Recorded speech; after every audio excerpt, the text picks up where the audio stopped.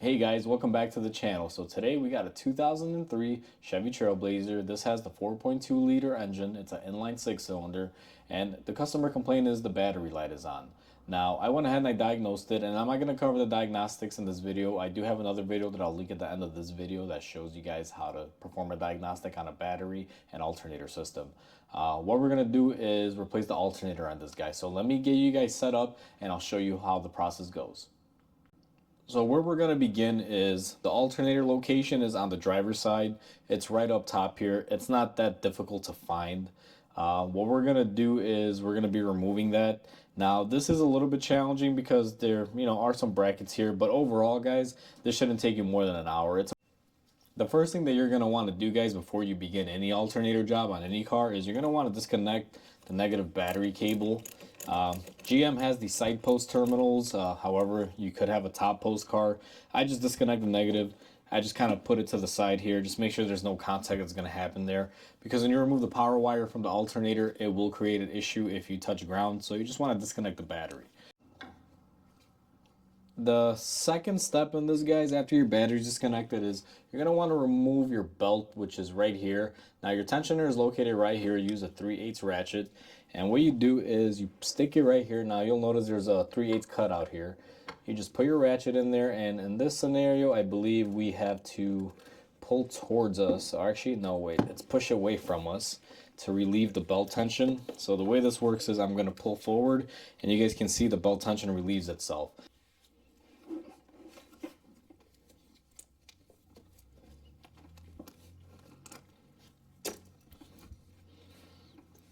Okay guys, so I apologize. I tried recording this clip earlier, but I didn't realize the camera wasn't on. So after the belt is removed, you're going to want to remove 3 bolts that hold on this bracket. There's one here, and one here. Now I've already gone and removed them. I thought the camera was on, but it wasn't. So I'm going to go ahead and remove these out of here. It's fairly simple. I believe they're 16 millimeters and 10 millimeters, and just come off like that. Now that we have our bracket bolts removed, guys, this bracket will not come off because it's still being held on by the alternator. Now, I cannot get a camera in here, but if you kind of follow underneath this bracket, on top of the alternator, there is 2 bolts. There's one here and one a little bit further in. Now, this front one, you could just get in here with a ratchet and you're able to remove it, just kind of like so. If you put your ratchet in here, you can get to it. Now, the bottom one, or the back side, I should say, is a little bit more difficult. Let me see if I could kind of zoom you guys in on that one. So, that other one, let me get some lighting on you, is right here. So, just, underneath this line. The way I attack this is I grab a long 16 or 15, I believe this is, with extension. And I kind of go underneath the wiring loom. Now I put my hand through the front here, and then what I do is I just get in there and get to that bolt. Now that we have the 2 top bolts off, guys, there's 1 bolt left and it's all the way down here. Let me see if I could get you guys in on an angle, but it's very difficult. Basically, if your pulley's here, it's right below. Even myself, I can't see it. I'm going to be working blind on there. It's the same exact size as the ones that were up top. It's just you got to get creative with it. I can't see it myself, so the way I'm going to do it is I'm going to grab a wrench. It's a 15 millimeter, and I'm just going to go in there and I'm just going to, work it slowly back and forth. So I went ahead and I took out the bottom bolt. Now my approach with this was I had to use this stubby gear wrench that has a flexible head. It's not too bad, but you got to work it slowly. First, I would recommend cracking it loose with a bigger wrench or ratchet if you can get it in there, and then using this to just take it off. Now be mindful, because as you'll see here, there is, let me zoom you guys out a little bit and get you refocused. That bolt lives right up here in this area, and you will have this line in the way. You got to kind of bend this down and kind of flex it and maneuver it to be able to get the bolt out, because it's a pretty long bolt, and once it gets to a certain point it hits that line, so you just kind of got to wiggle that line back and forth to try to get it out, and it's fairly simple. Now that all the bolts are out, our alternator is loose and she's almost ready to come out. Now we still have 1 more bolt that's just underneath here, guys. Can't show it to you. Again, the spacing and this wiring harness are in the way, but what you're going to want to do is take your 15 millimeter with an extension, Now what I do is I kind of move this bracket out of my way and kind of push this line out, and you'll see it. It's right up top. Now if you're looking at the front of the car, there's a little cutout right here on this bracket, and you'll be able to see it and trace it from there. It can be a little bit of a stinker to get off, but once you get that bolt off, that's the last bolt for the bracket. And the reason why we need this bracket out of our way is to be able to get enough room to pull the alternator out. So I went ahead and I got my bracket off. Now you guys will notice it bolts up right here, and it has this ear in here. That's where this bolt is. It's kind of hidden, but you just kind of get in there and you work it out. So we got our bracket off. Now our alternator is free and clear. The only thing holding it in there are two connectors, one for the input voltage and one for the regulator. So what you're going to want to do is just disconnect those. Now I tend to lift it up a little bit, and the way you want to do this is I grab something to just kind of pull up on this connector. Now I'm going to be using my pocket knife, guys. Just gently lift up the tab and you want to pull out. This is a really bad angle. Let me see if I can reposition it.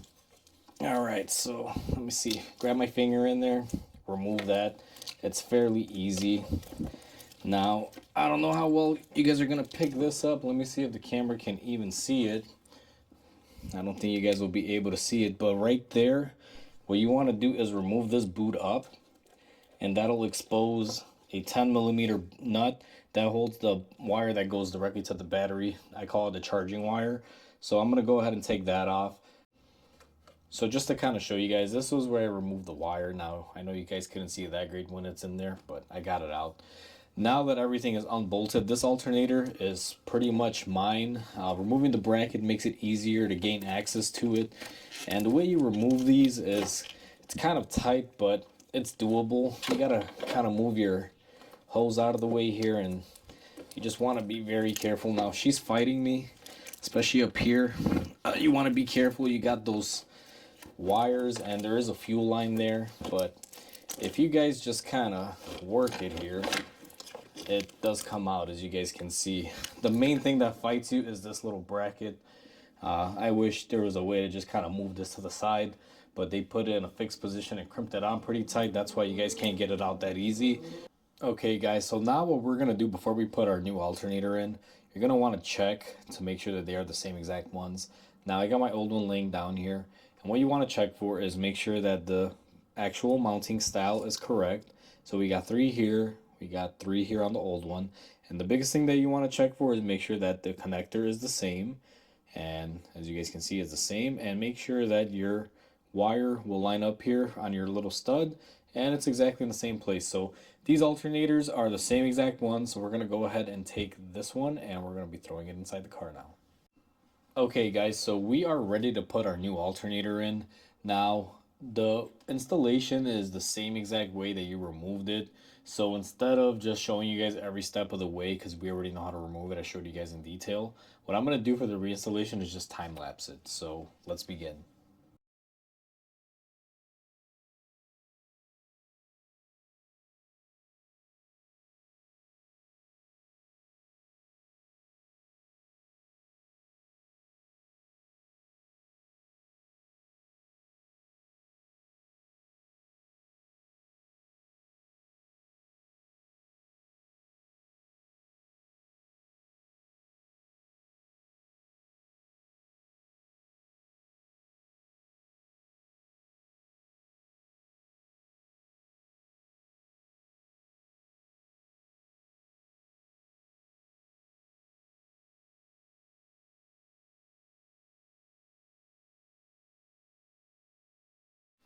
Now that your alternator, everything is bolted up in place, don't forget to connect your battery. Alright guys, so our alternator is now installed. What you saw me do there was bolt up the alternator, 3 bolts, then I put my bracket in, and just tighten everything up, put my belt on. Now one thing that I'll probably say is if you remove this bracket off first, it'll probably make it easier for the alternator bolts. If you guys kind of saw there, once I had this bracket out of place, I had really easy access to these. Now, it wasn't that difficult to get them off with the bracket in the way either, but if you would just want to be safe, just take off the bracket and you get a lot easier room in there. You can see a lot better. Be mindful of a clip here, guys, on this bracket. You want to make sure you pop it off. It's like a Christmas tree design. You don't want to break it because it holds your wiring loom in place. I saved mine. It didn't break, so just be mindful of that. And all in all, that's how you replace the alternator on a 4.2 liter GM engine. Like I said, this engine's in a variety of trucks that GM used, primarily the Envoy and the Trailblazer. It's a pretty good engine. It does have its little issues, and this is just one of the common things, but alternators are fairly common. So hopefully you guys enjoyed this content. Please comment, like, and subscribe. Definitely helps my channel grow if you guys do that for me. And with that said, hope you guys have a great day, and I'll catch you on the next repair.